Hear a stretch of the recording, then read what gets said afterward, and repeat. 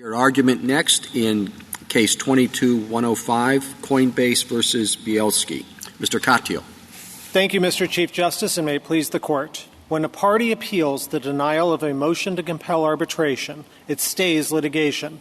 That result follows from the centuries-old divestiture rule, as well as by Congress's choice to adopt an asymmetric interlocutory rule in FAA Section 16A. The parties today agree on a lot, notably that the divestiture rule of Griggs is the law. The filing of a notice of appeal divests the district court of its control over those aspects of the case involved in the appeal. The only question today is whether district court proceedings are aspects of the case involved in the appeal. For three reasons, the answer is yes. First, Congress amended the FAA to allow immediate appeals when district courts deny motions to compel arbitration, but not when they approve them.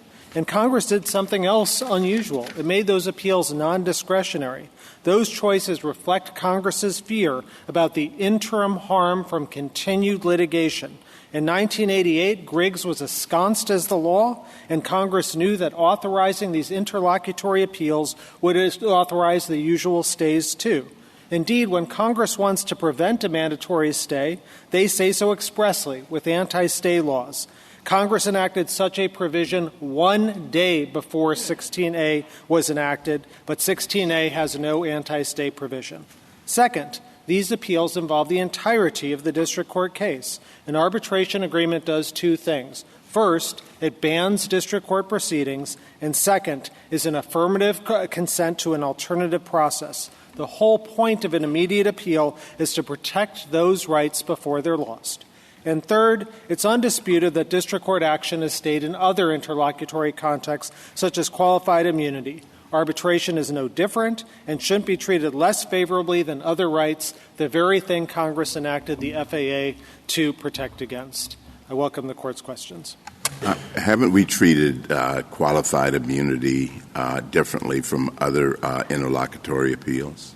I don't believe so, Your Honor. Certainly with respect to collateral order doctrine, you've said that qualified immunity creates a collateral order, and here Congress has basically put 16A appeals, arbitration appeals on it. But with respect to qualified immunity in cases like Mitchell versus Forsyth, you've acknowledged that once someone invokes qualified immunity, it basically stops discovery and trial proceedings. I think my point is that qualified immunity, I think, would be a bad example of how we would normally treat interlocutory appeals. Can you give me another example where the stay would be automatic? So I think in general the divestiture rule applies. The question, Griggs applies. The question in any given case is what that rule means in practice. So, for example, take the criminal interlocutory appeal statute, 18 U.S.C. 3731. It doesn't say a word about a stay, but it'll authorize the government to have an interlocutory appeal. And what courts have said there is that there is a divestiture rule, and it prevents things like the trial from going forward, but things short of the trial are okay because it doesn't conflict with Congress's authorization of the right. Well, let me be clear, and this is my final point. Does it follow automatically that when you have an interlocutory appeal, there's an automatic stay? So in general, it's not that there's an automatic stay. It follows that the divestiture rule applies, and then it depends on the particular context. What does that mean? So it means like in 3731, there's an interlocutory appeal, but it doesn't automatically stay, Justice Thomas, everything. There are still some trial proceedings that can occur. Here, like in qualified immunity, like in sovereign immunity, like in double jeopardy, the very right that Congress has authorized for that immediate appeal is being taken away effectively by the district court if any litigation proceeds. Why is that different than a forum selection clause, which we say is not subject to an automatic stay? Well, I don't. Seems to me if litigating in New York City versus litigating in, I'm making up a town, a tiny town in Timbuktu. I'm sure there is a city. I'm not denigrating it. In Timbuktu, the costs are going to be substantially less. Attorney's fees are likely to be less. Travel fees, expert fees, everything's going to be less. But there, the Griggs doesn't work. So Justice Sotomayor, two things. One is I don't believe you've ever said that if it's just a forum selection clause, Griggs doesn't work. You've certainly said if it's a forum selections argument, you don't have a right to an interlocutory appeal. But that is the very thing that Congress in 16.8 changed. That's why this is such a rare case, because Congress So took what the do you, step. I look at Griggs as a very simple rule. Griggs says if what the district court is going to do moots out the appeal, then you have to have an automatic stay, because you can't have a district court mooting out what the Court of Appeals are doing. And Griggs worked the opposite. You can't have a Court of Appeals deciding an issue on appeal. We should stay our own appeal. That's what Griggs said, until the district court tells us what it's going to do with this final judgment. So Griggs was working both ways. Each court will respect that we will stay only if we threaten to moot out each other's points. So Justice Sotomayor, 2 points about this. One is I don't quite think that's what Griggs says. I don't think there's language about mooting out. Well, that's how Congress has seen it, because Congress seems to go both ways on this issue. So I will get to the Congress's point in a moment, but just the language of Griggs is whether the district court has control over those aspects of the case involved in the appeal when it's presiding over district court litigation. And our point to you is it has no access here. Suzuki, there was a motion to reconsider the arbitration motion. That's a pure Griggs case. And the district court said, no, the Court of Appeals is looking at that arbitration order. I can't now reconsider it. So Justice Mayer, our point here is that when that very question on appeal is, does the district court have any authority at all to proceed, then actions taken, whether it's deciding a motion to dismiss or ordering discovery, and discovery, of course, can come out and spill out into the open, which is the very thing that arbitration agreements are bargained for to prevent against. All that toothpaste can't be put back in the tube. And Congress, and I will now get to your point, Congress in 16A did something unusual by authorizing that immediate appeal. You can't wait for those trial rights to occur later on. And here, Congress's backdrop. What do you do, counsel, with the fact that it had stays in mind?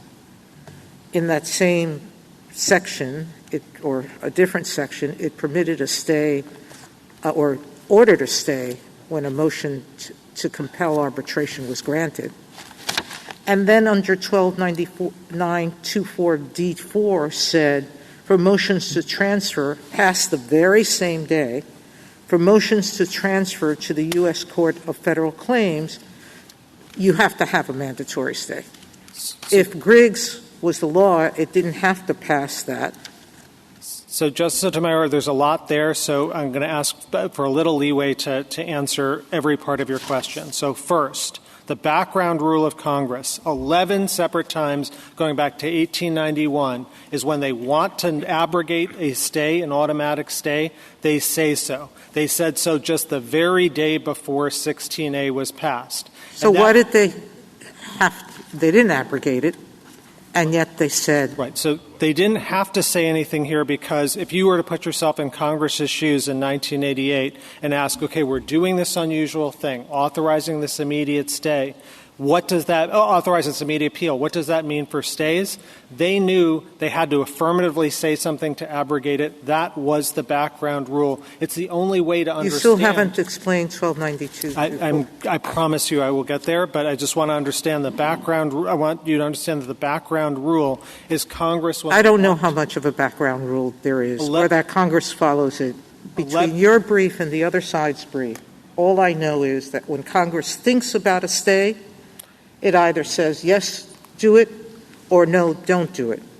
When it's not thinking about a stay, it doesn't say anything. So this is so important, because this is not a situation in which the statutes cancel each other out. And I'll explain the two statutes you're talking about in a minute. But I'm just saying first, it's hard to understand anything which Congress is doing in those 11 statutes besides being mere surplusage. They had to believe that there was a background automatic stay rule. So why isn't it what it says? I don't understand why that's true. I mean, you're suggesting that every time Congress wants an immediate appeal, it also wants an automatic stay. But Congress might well say what we want is an immediate appeal and a discretionary stay regime. Absolutely, Justice Kagan. And well, that's what and they've that's done and it seems as though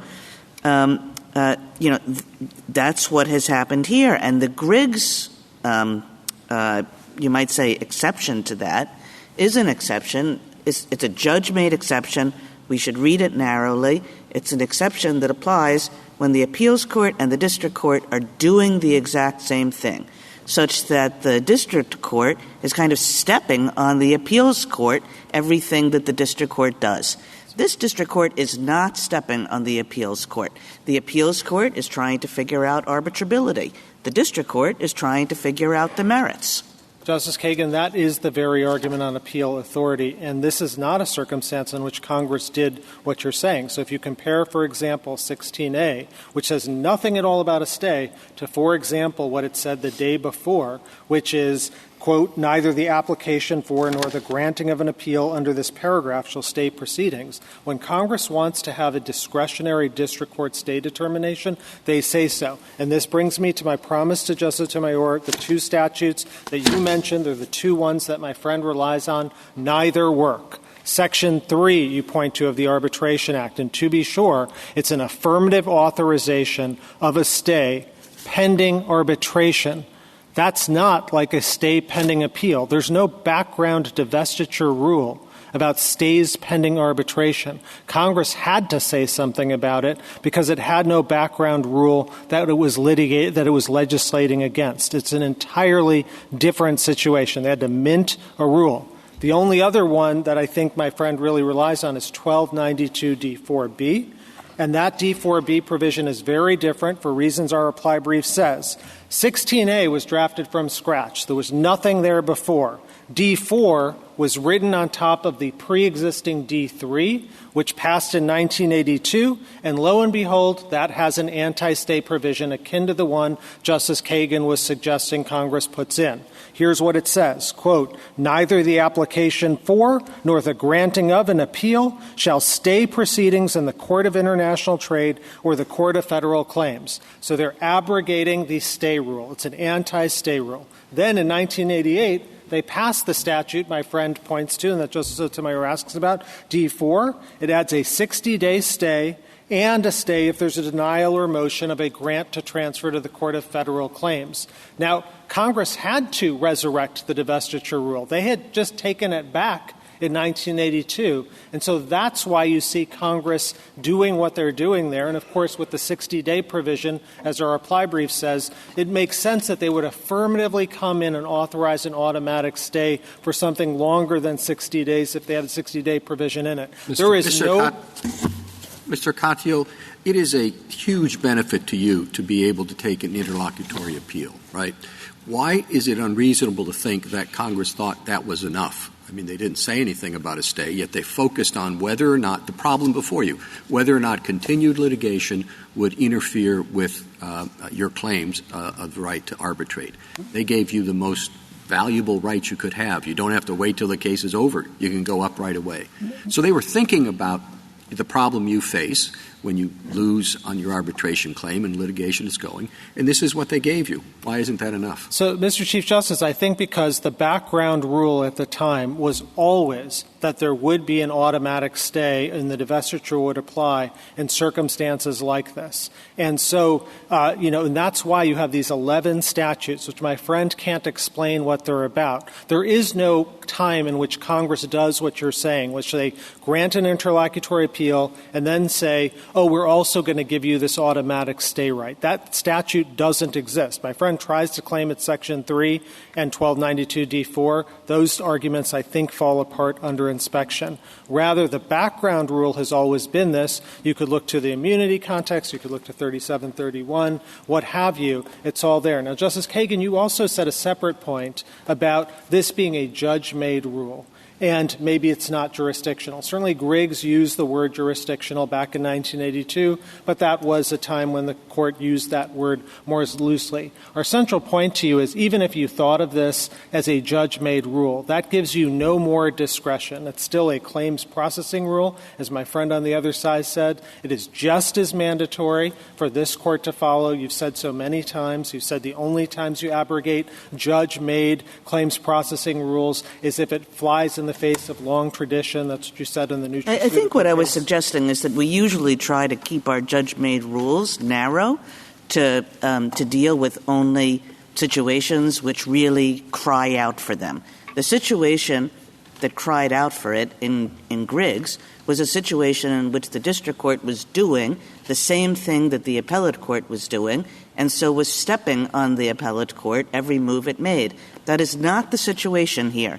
I mean, I can understand why you'd prefer everything to stop while the appellate court is dealing with the arbitrability issue, but the district court is not any longer dealing with the arbitrability issue, so the two can go their merry way coincident with each other. Now, if the district court or the appellate court thinks that, gosh, you guys have a really good claim and you're going to end up winning, I guess that this would be the appellate court. In the appellate court, you can get a discretionary stay. But otherwise, you've gotten a pretty valuable thing. You just haven't gotten the whole ball of wax. So I think if the question here is what Congress intended in 16A, and I think the best way of understanding it, apart from all these policy concerns you're raising or anything else, is Congress acted against the backdrop. I'm not raising policy concerns. 16A does not say what you wanted to say. It just doesn't. I'm not saying that 16A by itself does the work. I'm saying 16A... You stood up and said it's all about Griggs. I'm saying Griggs is about a very much narrower situation than the situation that we're in now. I think so. I think it's about 16A plus Griggs together. So what 16A does is it brings us into the unique interlocutory context. And then the question is, what does Congress think? If you were sitting in Congress in 1988 and you've taken the step to authorize immediate interlocutory one-sided appeals from arbitration, you've said, this right is so important, we don't want you to wait to go through the trial and district court proceedings. You get to vindicate that now. Letting the district court proceed, perhaps for years, as the amici say, this happens, it's a real problem. But can we focus in on what it is that you're vindicating at that moment? And here's my conceptual problem with your argument.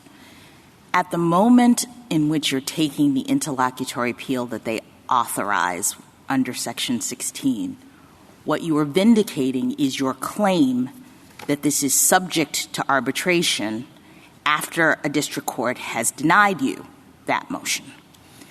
What I guess I don't understand is it seems to me that your argument is asking for an extension of the stay principle in the following way. So Section 3 tells us that once a district court decides, yes, you can go to arbitration, then upon application of a party, the district court has to stay the trial proceedings. Now, presumably, if a party doesn't ask, the district court can keep going.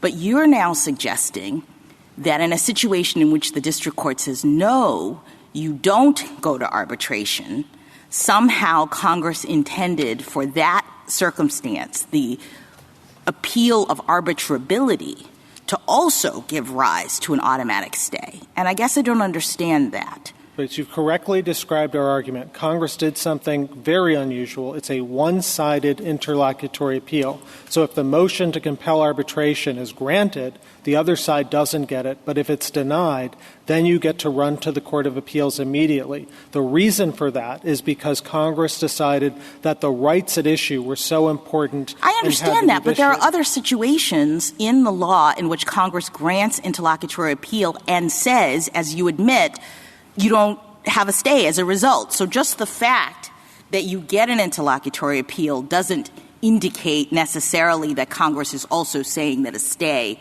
follows, because there are many situations in which Congress expressly right, divorces the two and says you can go interlocutory but no stay. Yeah, Justice Jackson, that's exactly our point, which is when Congress authorizes an interlocutory appeal and they're worried about an automatic stay, if they don't think it's one's granted, then they say, or they're No, I understand, but you're mixing two concepts. I'm not talking about what they're actually saying. I'm pushing back on your suggestion that the reason they've given us an automatic stay and not said anything about, an automatic appeal, an interlocutory appeal, and not said anything about a stay is because they understand it's so important that we go right to appeal and that, as a result, the proceedings should stop.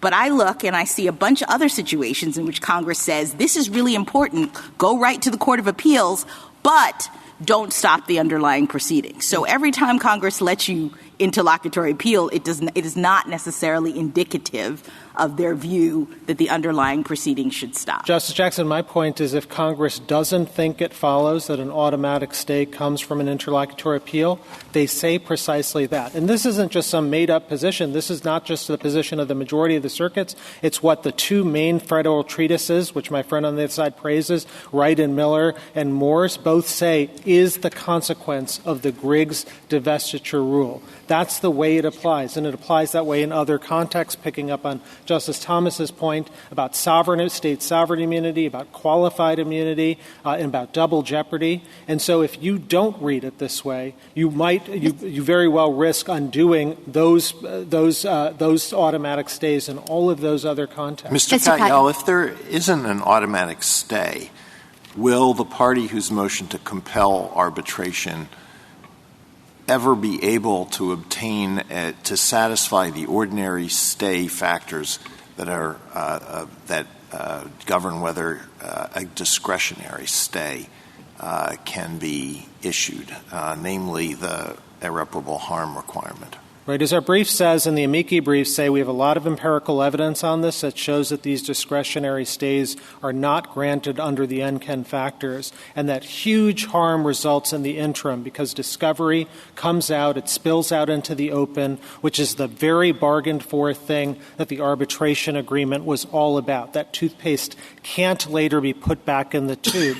That's why these stays and these automatic stays are so important. So that's, I think, one point. And the other is this case, Justice Alito, illustrates exactly that. I mean, the district courts here in both cases said these are actually pretty good arguments for arbitrability, and reasonable minds can differ about this, but they summarily denied a stay, and that's why we're here. And that happens time and time again.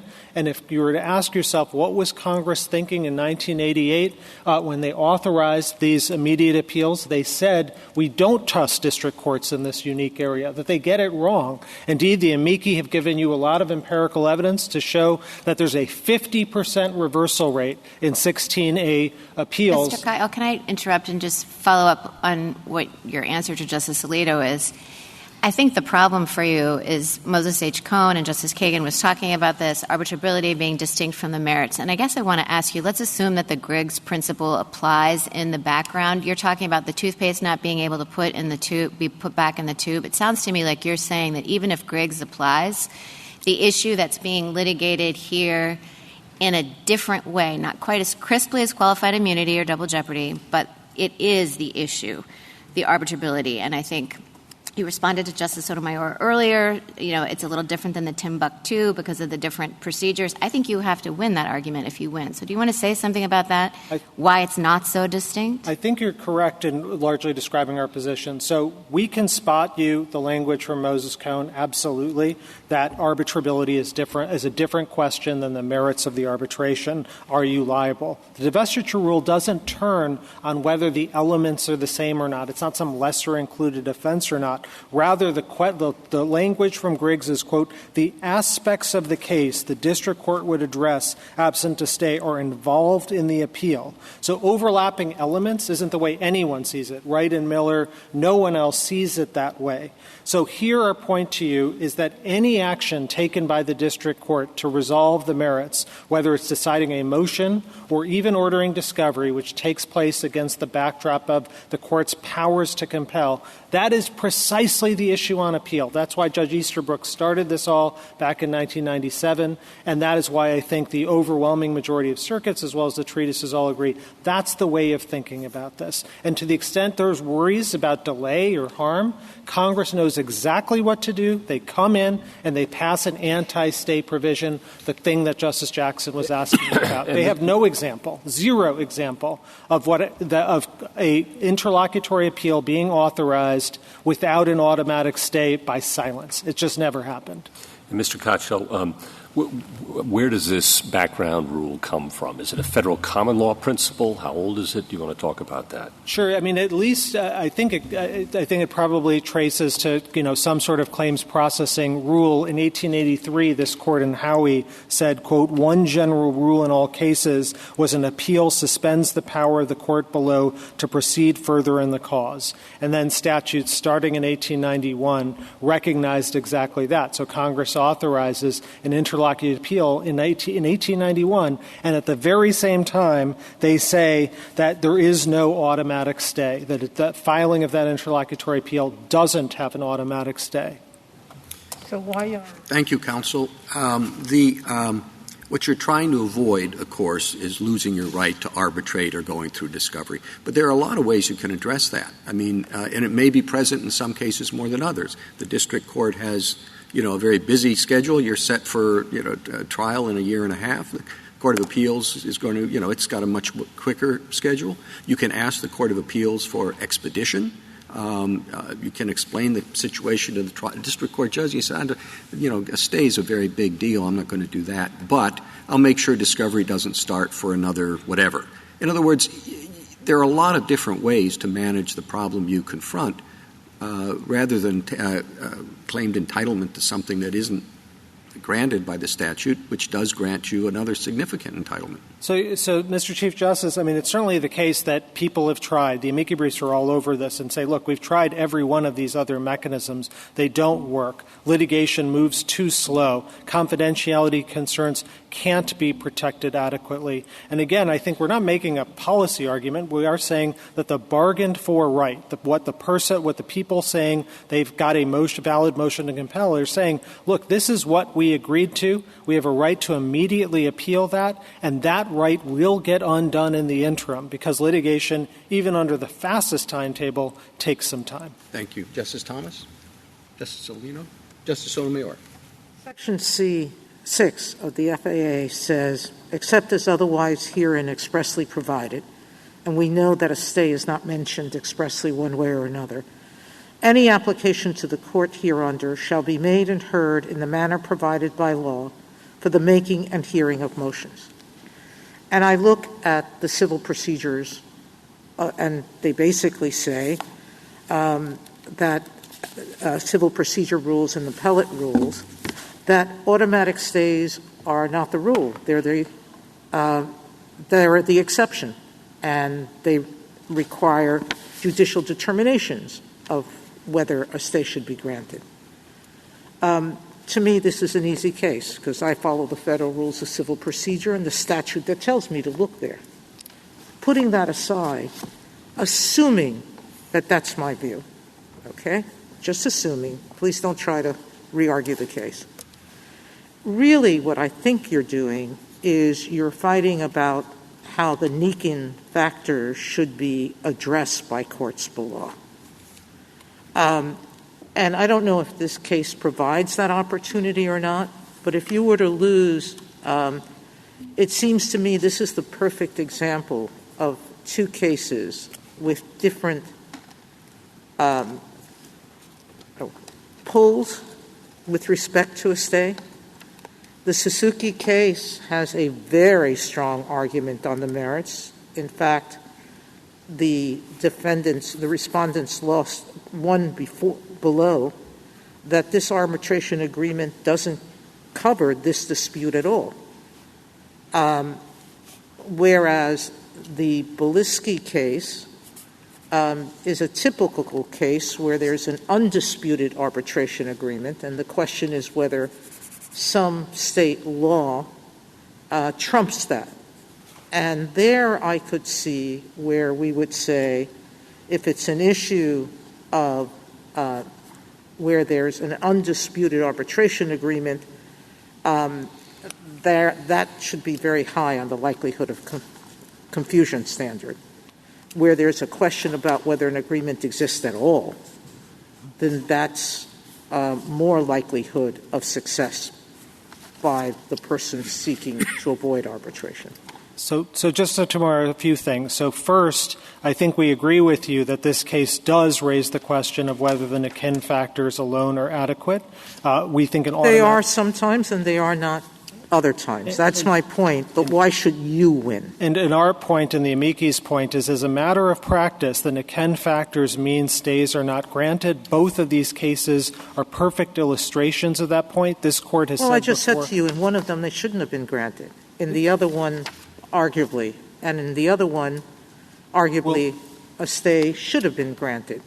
Well, I think that you probably... So my bottom line is, how do we tweak them if they need to be tweeted? And you can also answer, this is not the case to do Right. that. I think it's tough to tweak them because this Court has said in Morgan versus Sundance, you don't want to have a special rule for arbitrability alone. So that's why we're saying apply the standard Griggs rule here, which you apply in other contexts like the immunity cases in double jeopardy, which would confer an automatic stay. If you said you didn't want to have that automatic stay and you didn't trust Congress to impose it, you wanted to abrogate it, you wanted to abrogate it yourself and apply the Nikin factors, I think you'd have to look at a couple of things. One, this Court's 1974 decision that litigation burdens alone aren't irreparable harm. Two, you'd want to look to the harms of confidentiality and whether or not they could be adequately protected. And three, I think it would mean at least a presumption in favor of a stay in 16A appeals in which there is a bargained for allegation that this shouldn't belong in district court at all. You could do all of those things. It would get pretty special. I'd worry about the collateral consequences to Nikin in all sorts of other contexts because it's used all over the place, not just, of course, here. So we think the better thing to do is to recognize that if you want to have a elimination of the automatic stay, do what Congress has done 11 times, and this Court shouldn't impose it on itself. And with respect to Section 6, we don't think that quite works because there is a different rule for interlocutory appeals, and when interlocutory appeals are granted, then it carries with it the soil of the divestiture rule. Justice Kagan? So if I can paraphrase your argument, Mr. Katyal, it seems to me to go something like this. It's that it just has to be the case that when Congress gives you an immediate appeal, it also gives you an automatic stay because otherwise you'd lose the very right that Congress thought was so important. But, of course, that sort of assumes that you have that right. And we shouldn't make that assumption. It might be that this is a case that should go to arbitration, or it might be that this is a case that shouldn't go to arbitration. What Congress did was it gave you a mechanism to decide which one.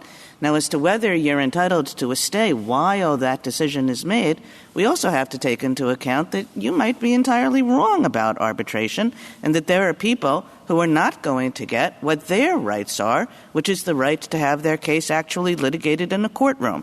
So that's why Congress in Section 16 gives you something very important but denies you something else that you want and says that's up to the courts to decide whether this is one that's appropriately stayed or not, depending in large part on the merits. So, Justice Kagan, what I think does the work in your question to me is Congress has decided that X, and our point to you is the statute is silent. And you know that when Congress has decided X, when they're worried about the automatic stay, they come in and affirmatively say so. There is no precedent. Congress has never said the reverse. So take qualified immunity, take double jeopardy, take state sovereign immunity. These are all examples in which the appeals could be described by exactly what you're saying, which is, well, you might win your appeal, you might not on immunity on the merits, but there's an automatic stay in all of those. Here it's even better. Congress has affirmatively authorized that interlocutory appeal in 16A, and this Court in Digital Equipment Corporation, I think, we agree with my friend on the other side at pages 36 and 37 of his brief when he says Digital Equipment Corporation points the way. He says, the private rights are generally not important enough to get an interlocutory appeal and the like, but you had footnote 7 in there, which he doesn't cite in his brief, which is about this statute, 16A. And 16A, the Court court says created a sweeping impact and puts the right of 16A arbitration appeals akin to things like the immunity cases. Thank you. Mr. Gorsuch? Justice Kavanaugh? Yeah, you make a strong point about the 11 statutes, and then so I think that's a strong point in your favor. You were also asked, though, about the standard Griggs rule, and I think you were asked, is this the kind of situation that really cries out for application of the Griggs rule? And I guess I want you to answer that. Yeah, and my answer is the same answer that Wright and Miller give, that Justice Easterbrook gave, which is the whole question on appeal is, does the district court have authority to act? And if there is action at the district court... I got that, but what will happen if you don't win? So all sorts of rights in the interim could be destroyed. So take, for example, just the simplest thing, discovery. So if they try and force discovery in the district court, and then they get access to discovery, which may have embarrassing details. It could spill out into the newspapers. We see examples of that all the time, in any given discovery litigation. That's exactly the thing that you arbitrate for. The reason the parties agree in the first place is to have that kind of confidentiality. That's just one example of many. The district court, I suppose, could decide a motion to dismiss or go even further, perhaps even have a trial. The divestiture rule is about stopping all of that in this case. Now, the divestiture rule in other cases won't be an automatic stay on everything. As I said to Justice Thomas, it depends on the nature of the underlying right, and sometimes certain things can go forward. But here, the very question, as Judge Easterbrook says, is, does the district court have power to do anything?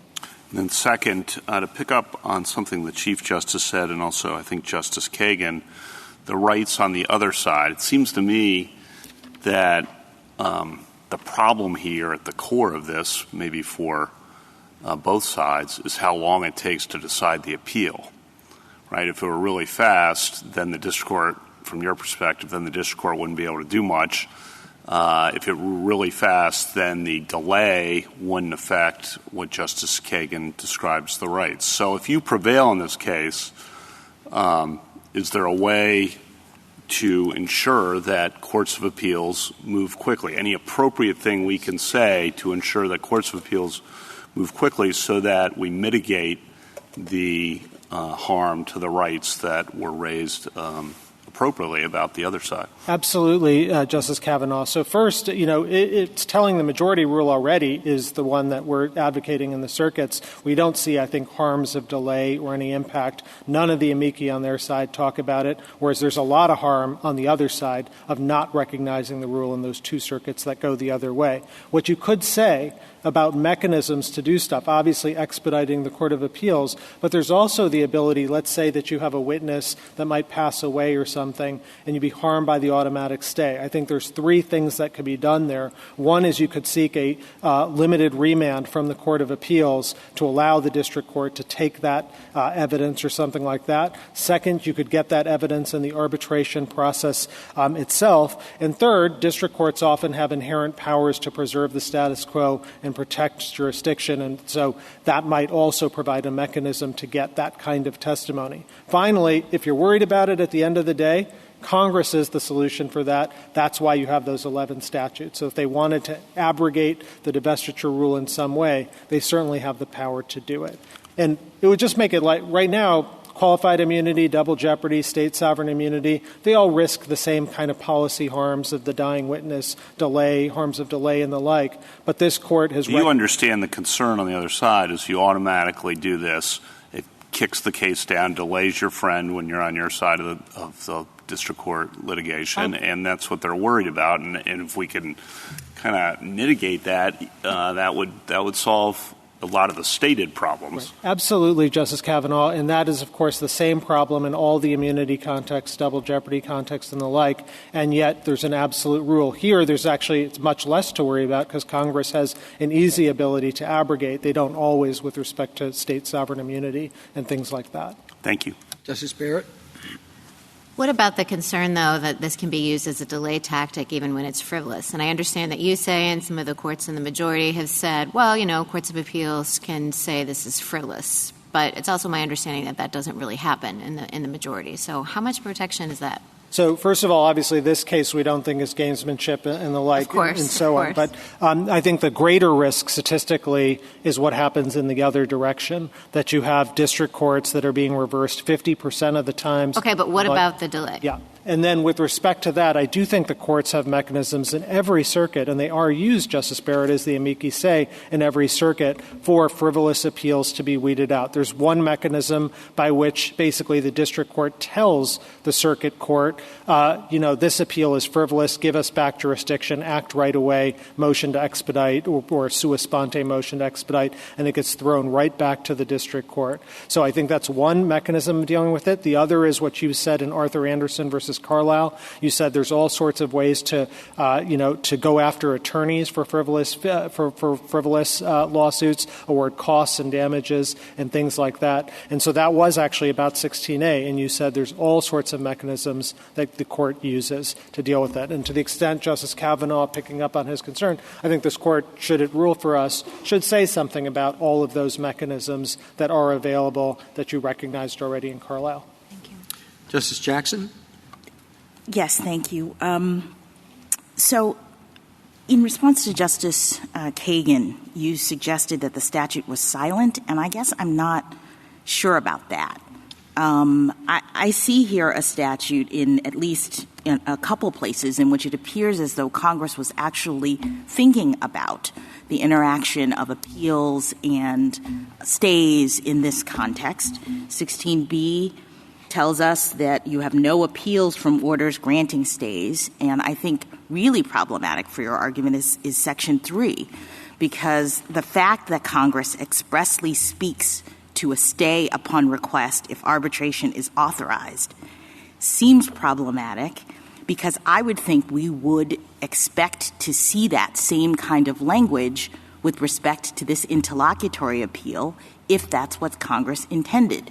So can you help me to understand why this is not that scenario? Absolutely, Justice Jackson. I think if we were to ask what language we'd expect if Congress wanted to stop an automatic stay, we've got all sorts of examples. No, not stop an automatic, grant an automatic stay. Well, so with respect to grant, we think that is the underlying background rule. That's why all those 11 why did they put it in 3 then? Oh, because 3, and I said this to Justice Sotomayor, is about a totally different problem. It's about stays pending arbitration. There is no background Griggs divestiture rule. There are no 11 statutes to look at. But conceptually. Let me just ask you conceptually. You say when a court has granted arbitration and we know that it's actually going to go on and we could have the conflict problem that you talk about, that Congress would have to say that a stay is required.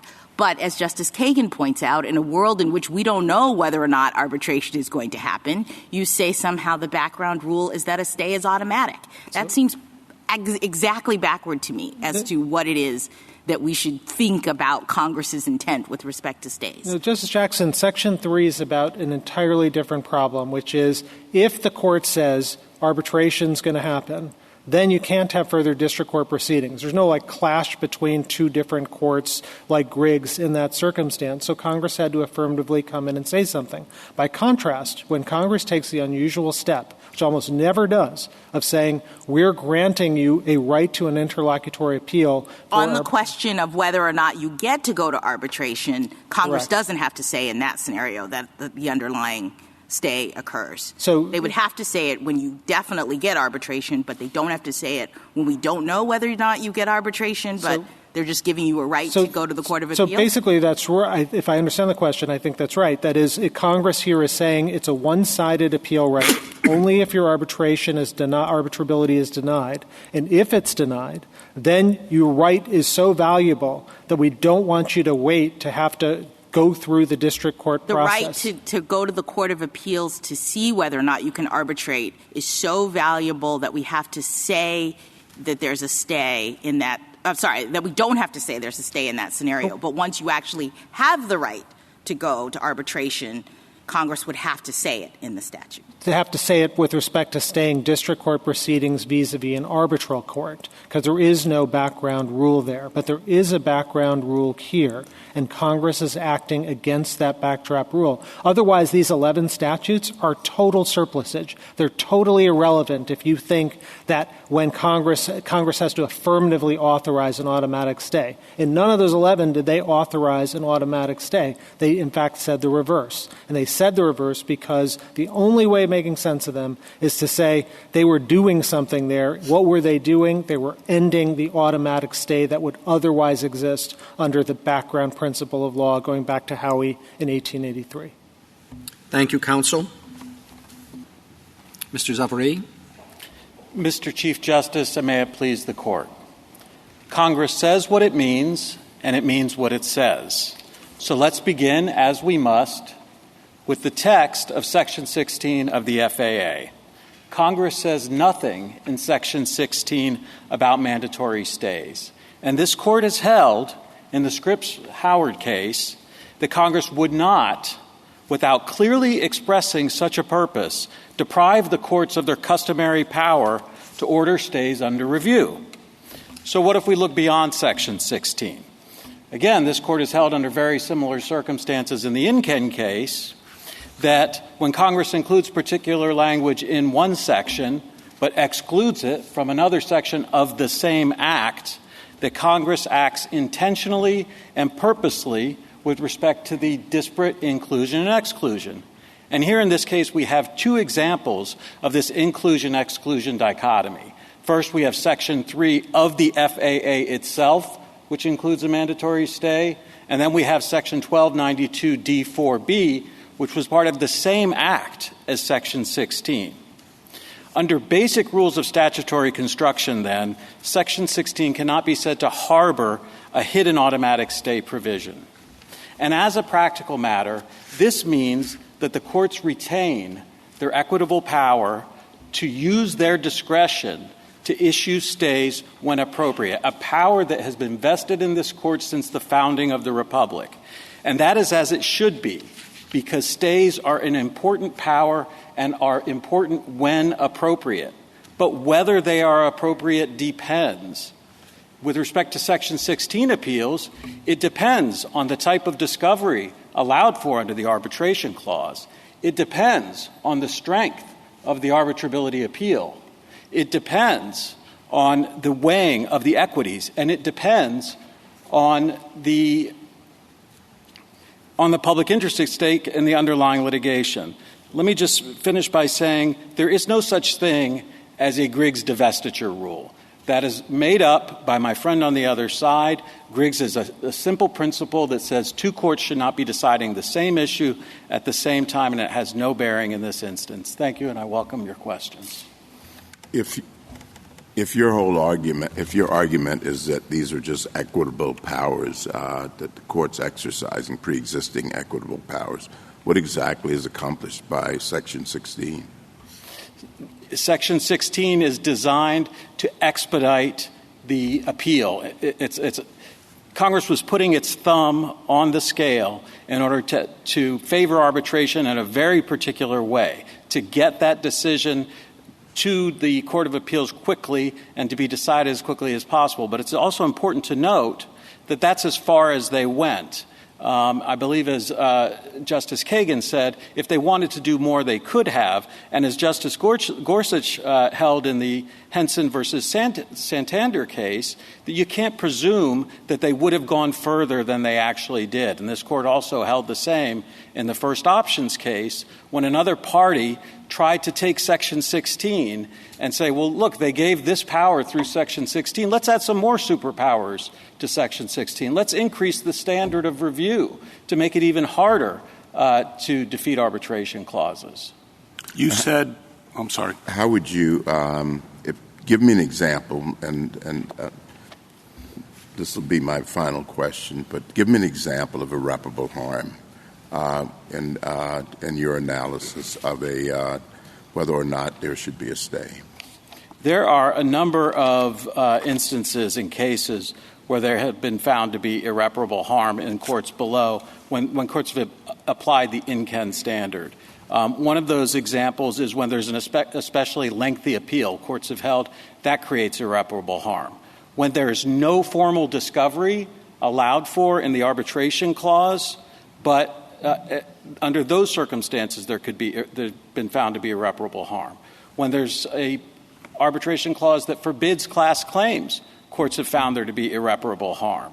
So there are a number of when you get close to trial, there's irreparable harm. So it's not as though there's no instance of irreparable harm. Courts have repeatedly found in appropriate circumstances applying the in-ken standard that there can be irreparable harm. You started by saying Congress means what it says and says what it means. I agree completely with that.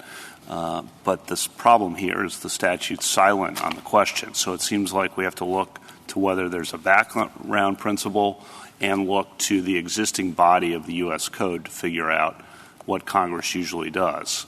You say the Griggs background rule is made up, but it is a principle. It seems to me the question is whether it applies here. I don't think it's not a made up.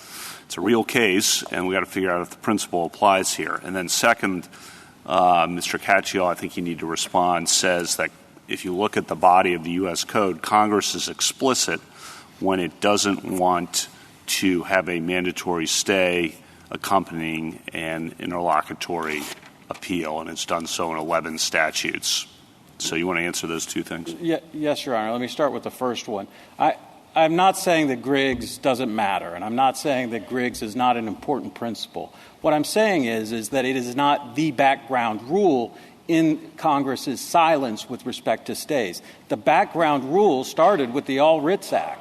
It started with the Judiciary Act of 1891. If you were correct about that, why the 11 statutes then? Okay. So with respect to the 11 statutes, it's just wrong. There are a number of statutes so what he calls the 11 statutes are the ones that he says displace Griggs. In the reply brief, my friend says that when it provides a discretionary standard, that it displaces Griggs, and that under those circumstances you can have discretion.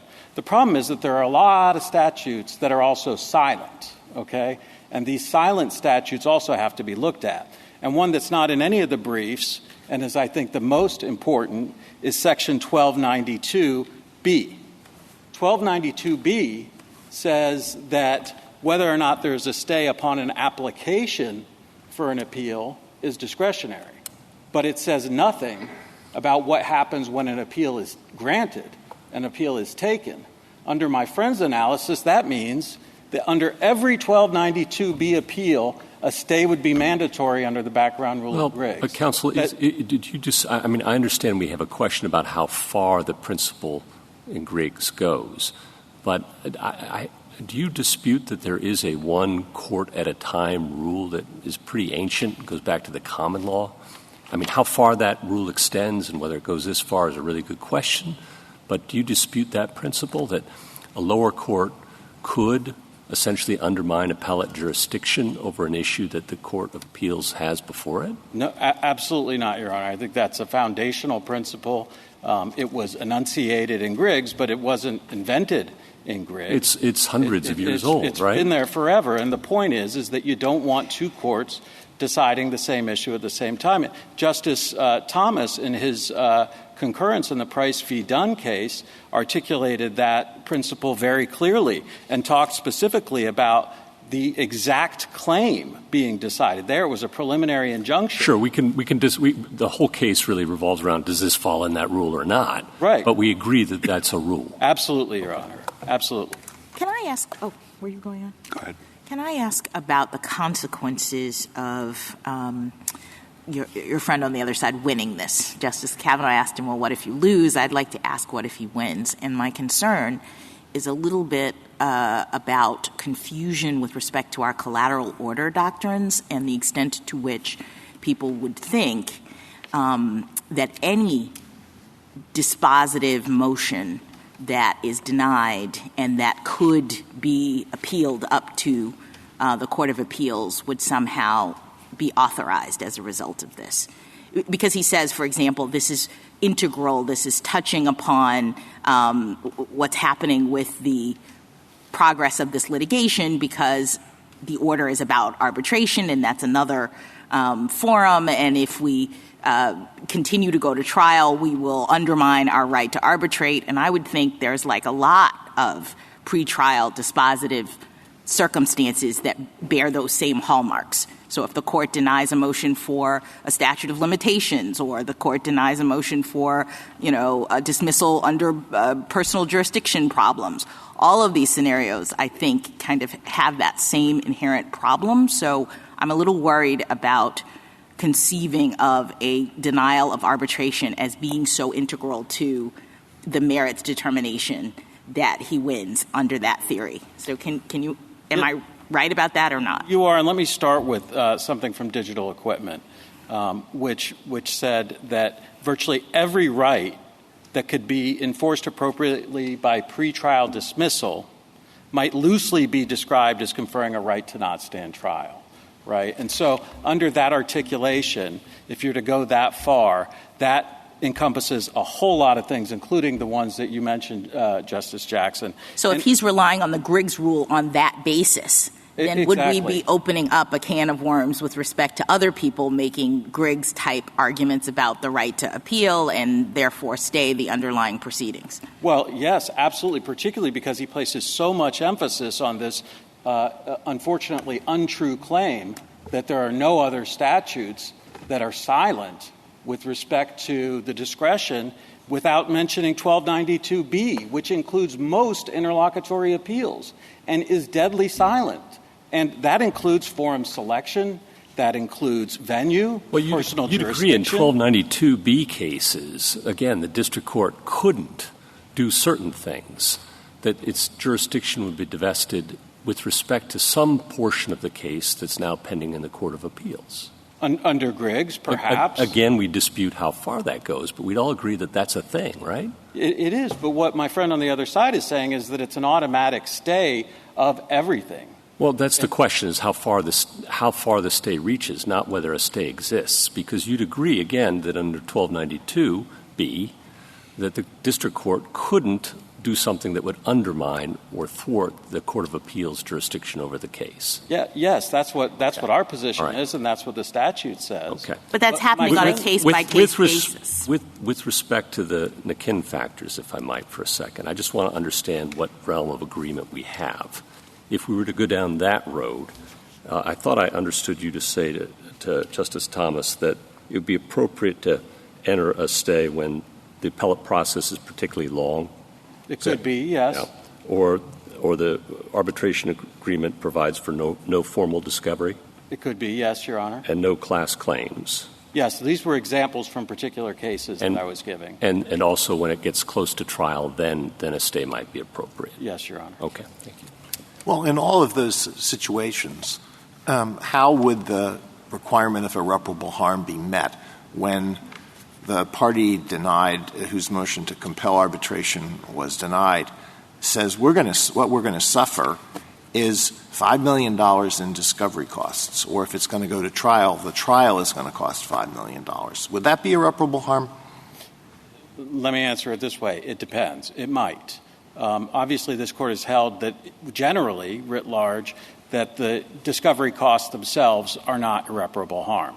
But if you had a situation like some of the courts below have decided where in the arbitration rules themselves there's no discovery, and the judges are looking at that and saying, well, this is a pretty strong appeal, and a lot of discovery would happen here. And look at the arbitration clause itself. It says there's no discovery. Under those circumstances, they have held that is irreparable harm. Well, what would be the irreparable harm if the only harm is very substantial litigation costs? Well, under those circumstances, it would be those substantial. But haven't we said that that's not irreparable harm? As compared to what would happen in arbitration. So those things can't be separated. They have to be taken together. If it's just a lot of money, then that is not irreparable harm. But if the alternative is that you could be in a situation where you do not have to spend any money, there is no discovery at all, then under those circumstances it might be irreparable harm. I don't understand that. It's either money, either litigation costs count or they don't count. Well, Why does it matter whether you have zero litigation costs in arbitration, which, of course, will never be exactly the case, and you have very heavy arbitration costs if you have to go ahead with the district court proceeding? It's still litigation costs. It is indeed, Your Honor. But the district courts have looked at this and have determined that under certain circumstances, depending on the nature of the arbitration, that can constitute irreparable harm. Was that right? I think that it is, because I think it's important that the standards in INCAN remain flexible. And I think that it's important that, yes, this Court has held that monetary expense alone is not irreparable harm in most circumstances, but that doesn't mean that you can't look at what would happen in arbitration as you make that determination. What if the district court says, I'm going ahead with trial? Well, first of all, we're not aware of that happening ever in any case. But if that were to happen, then the circuit court could issue a stay, and this court could issue a stay. And, in fact, that's exactly what this court did in the Henry Schein case, where the district court was intent on moving forward with the trial, and while an arbitrability issue was pending, and kept going back down, and they kept trying to move forward, and finally this court said no. And so when I speak about the INCAN standard and the power of the courts to issue stays, it's not just the district court that has the power. It's the circuit courts that have the power, and it's this court that has the power. In this case alone, my friend on the other side sought a stay in both cases in the district court. They sought a stay in the Ninth Circuit, and they sought a stay here. And all three courts denied the stay, applying the INCAN standard. Your concern is the delay of the appeal, I think, stated concern, how long it takes. The other side's concern, I believe, is that they think they correctly bargained for arbitration, and they have a right that Congress has given them to have the appellate court determine that, and that they're not going to be able to afford themselves that congressionally granted right, because if the district court discovery goes forward in a class action context, that is going to coerce massive settlements, and they don't want to be coerced into massive settlements without having the opportunity to take advantage of the right that Congress has given them to have an appeals court decide whether arbitration is the appropriate forum. How do you respond to that?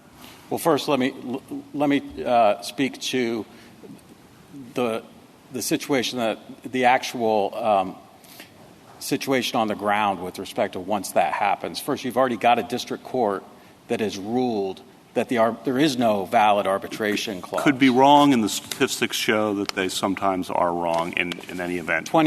Under one of the amicus briefs in the Ninth Circuit, they're wrong 29% of the time. They're not right every time. They're not right every time. They have crowded dockets. They have to move quickly. They're not correct every time. And in 62% of the times that they're wrong, Your Honor, the courts have issued stays. So that's one piece of it. The second piece of it is, I think what Justice Kagan was talking about, is that the other side also has a right. The other side also has a right to move forward with their litigation, and there are risks associated with slowing down the litigation. I agree with that. Isn't the solution to this to make sure that the appeals move fast? And then your stated concern, at least, is solved so long as they really do move quickly. And that, exactly, Your Honor, and that's exactly the remedy that Congress came up with. And wouldn't that be the remedy either way, who wins? Yeah, I mean, but either way, it doesn't tell us who wins as between the two of you.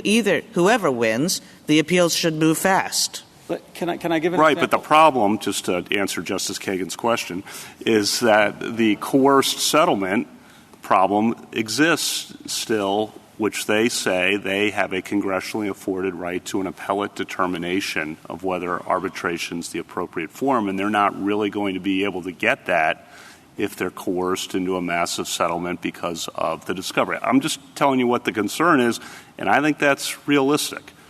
So just to tell you where I am. I understand, and I appreciate that. But I will say, Your Honor, is what you're looking at now are policy concerns, right? And policy concerns that could have been addressed by Congress when they were concerned about these policy concerns. They wanted to get these appeals heard quickly, and they came up with a way to do it. Their way to do it was to enact Section 16. That goes back to whether there's a background rule. Precisely. Yeah. Well, isn't there also on the delay question? Let's just go back to that if we can. Isn't there a solution in this case if appeals courts move quickly? Solution to your problem if appeals courts move quickly? Just yes or no? There could be, yes. Is there also a solution to Mr. Katyal's problem if appeals courts move quickly? Well, with all due respect, I don't think so, because I think his problem is that he wants delay, that his clients want to hold these cases He doesn't know. But if what he wants is what Justice Kavanaugh suggests, which is not to be subject to a lot of, settlement pressure, then if the appeals court moves quickly, he's not going to be subject to a lot of settlement pressure. Let me give an example, if I could. Bradford Scott. Well, then should we have an automatic stay on the discretionary factors, to answer Justice Kagan's question, if discovery is about to be ordered? Where would that come from? That would be made up out of whole cloth. Well, you said that a lot of district courts are granting it. Well, they're not. Are they correct? I thought you said they were correct to Justice Alito. Is that wrong? They're applying the in-Ken standard. It's not automatic. Isn't the whole dispute between the two of you whether or not these are mandatory, meaning taken out of the district court's discretion, versus having the district court look in every case and make a decision? I thought that's really what was at the heart of this. Is that the daylight between the two of you on this issue? That's absolutely the question, and I still struggle to understand how my friend on the other side continues to say that there is a divestiture rule or a Griggs rule of divestiture. Right. So given that that's the scenario, I guess I'm just wondering whether the concern that Justice Kavanaugh has put on the table is actually ever going to materialize, because in a situation now where Congress has given Coinbase and other defendants in this situation the ability to go to the appeals court, I'm wondering if they're ever really coerced into settlement. I mean, that seems like a pretty significant, arrow in their quiver to not settle, because they're about to go to the appeals court, and hopefully the appeals court will move quickly and resolve this in their favor.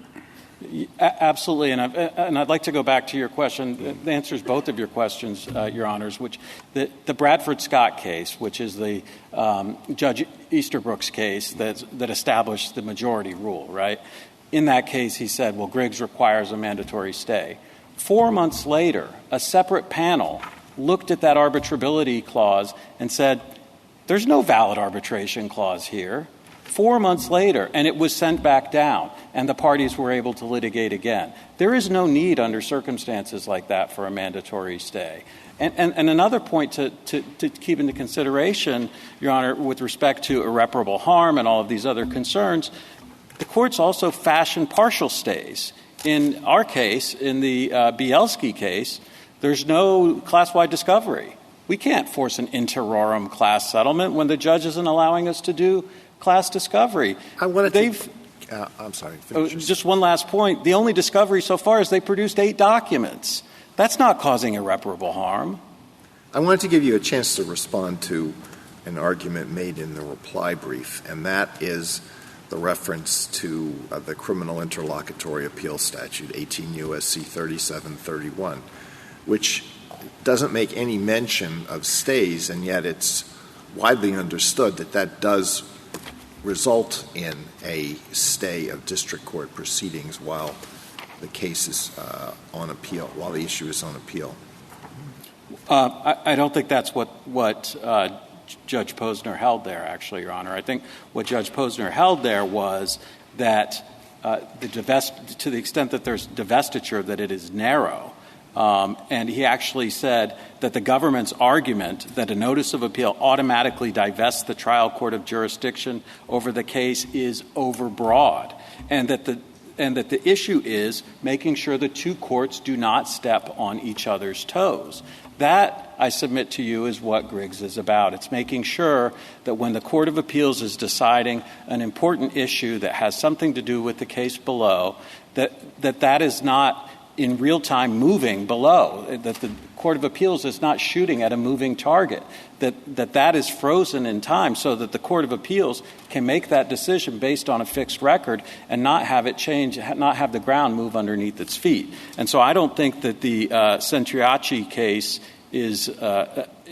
holds anything otherwise. I think that court actually was very consistent with our argument here. And again, to be clear, this is another one of those cases, this is another one of those statutes that is silent.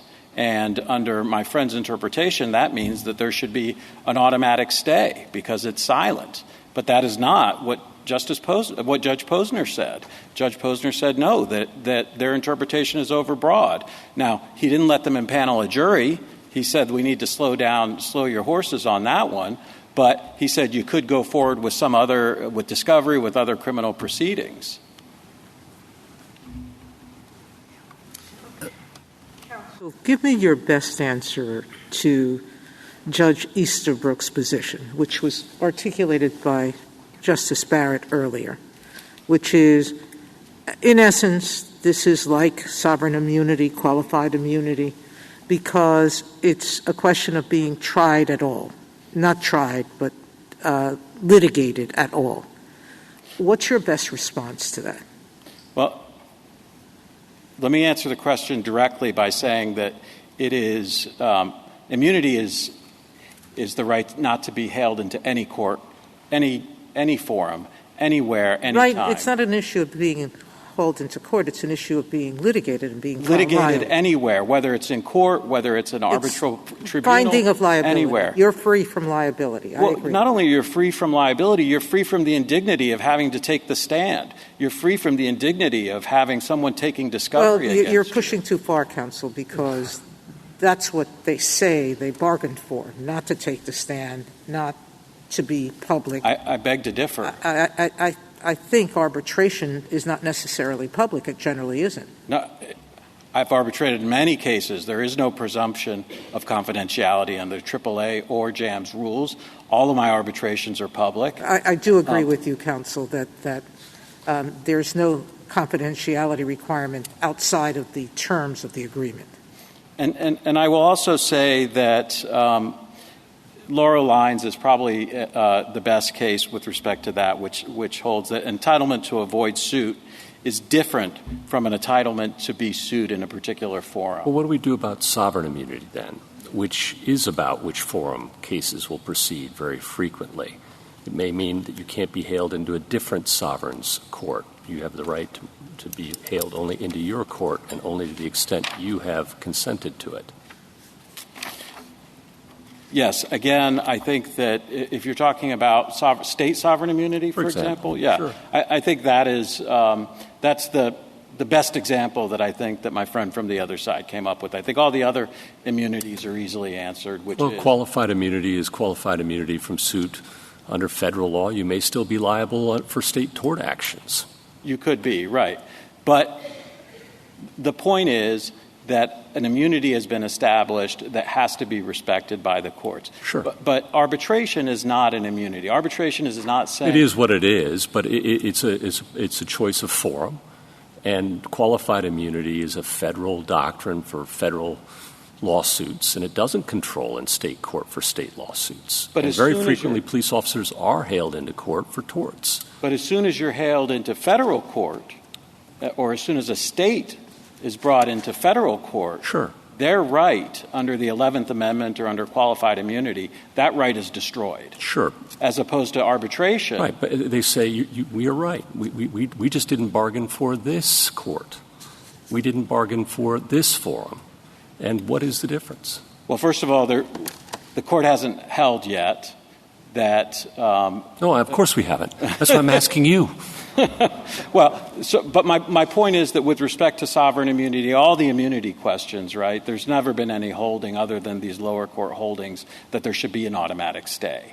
There's some holdings relating to the collateral order doctrine. So you have us overrule those decisions along the way implicitly, too? Yes. Okay. Yes. Justice Thomas? I'm just curious. You said you've arbitrated quite a few of these. How does this play out in of course, I've been on the other side of those cases like Terminex. But how does it play out in state court? In terms of the type of discovery allowed for? Yes. Usually a lot more discovery in state court than you have in federal. And this particular issue that we're confronting here. Oh, I'm sorry. I don't know the answer to that question, Your Honor. Justice Alito? Justice Sotomayor? There is a possibility, if we say that a stay is mandatory, that we could have a situation, isn't there, where state courts could say no? Yes, absolutely. In a state proceeding. Yes, the states are free to do as they wish. Because this section is only involves federal courts. Absolutely. So we would be creating an incentive for petitioners to file their suits in state court if they can. Yes, Your Honor, and CAFA is another one of those statutes that is silent with respect to whether a stay is mandatory or not. Justice Kagan? I might not have understood the colloquy between you and Justice Gorsuch, but I wanted to make sure that it was clarified, at least for me. I think what Justice Gorsuch was saying is that there are opinions that do give automatic stays with respect to established immunity doctrines. Lower court. They're lower court decisions. Now, and then he said, well, do we have to say that those are wrong in order to rule for you? Oh. And I think you said, yes, you do. And I don't think that that's what you want to say, is it? No, I don't. Thank you.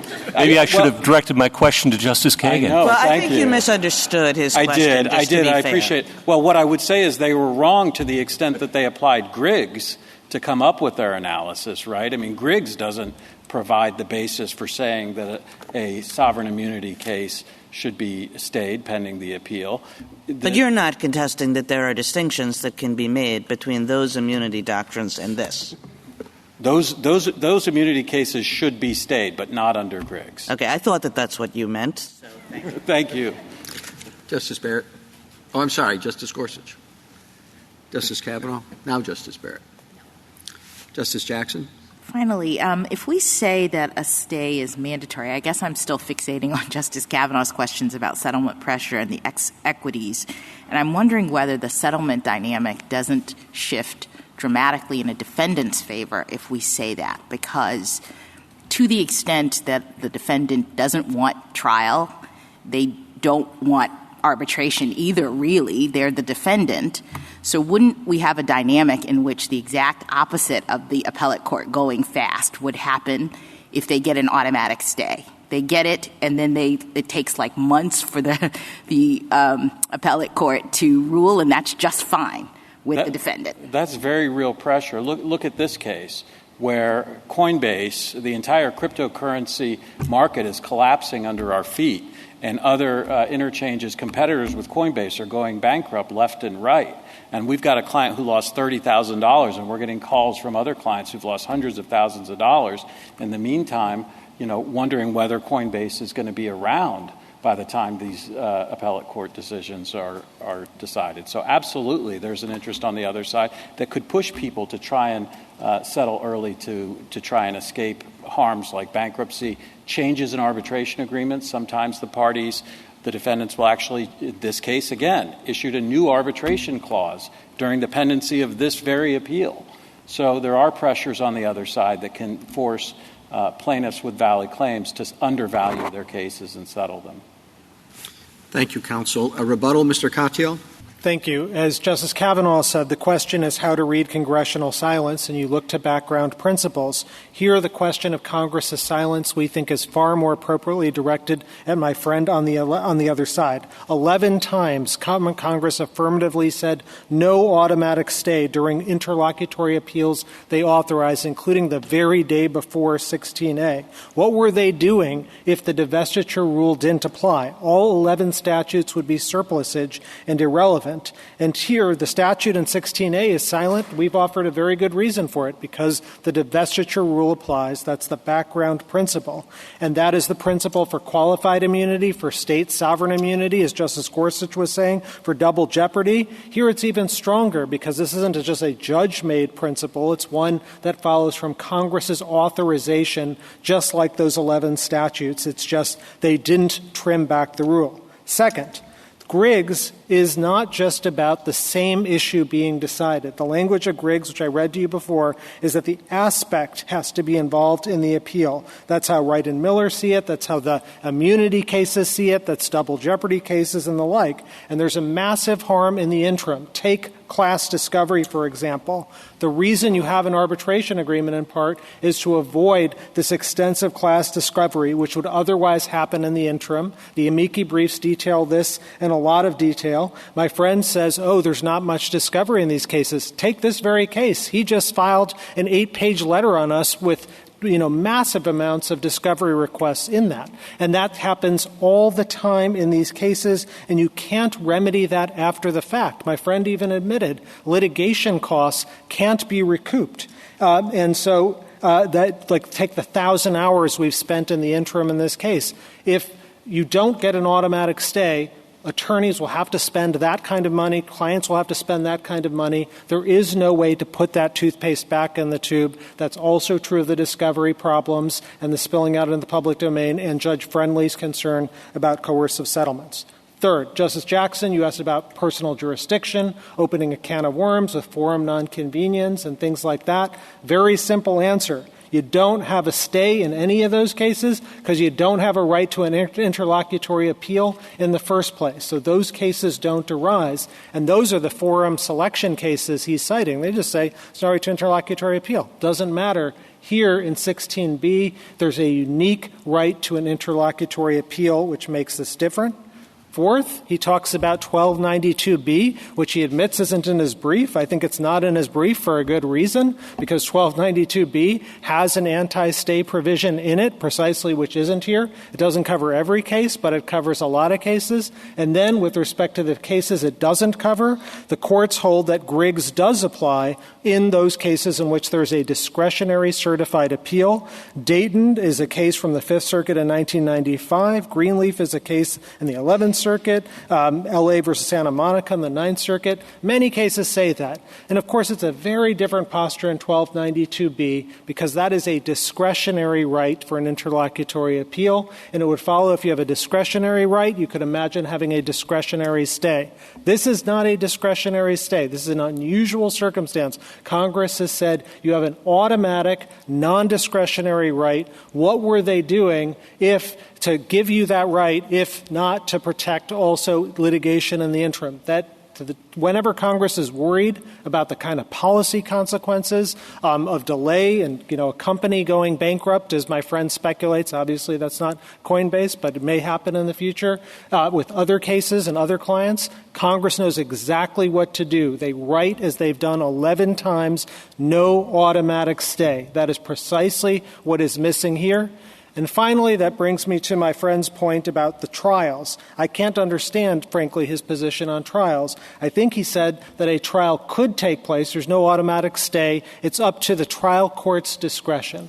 That can't possibly be the law. That can't possibly be the understanding of Griggs. Rather, we think in every context, whether it's state sovereign immunity, qualified immunity, or double jeopardy, the rule is always the same, which is the divestiture rule applies, and the only question is the scope of that rule. And if a party is saying, for example, that they want discovery or they want a court to decide a motion, that is something that undoes the appeal right. It moots it out because there isn't a way to recover that discovery after the fact. There isn't a way to recoup those litigation costs after the fact. There's no mechanism for that, and that is the very right Congress protected in the FAA.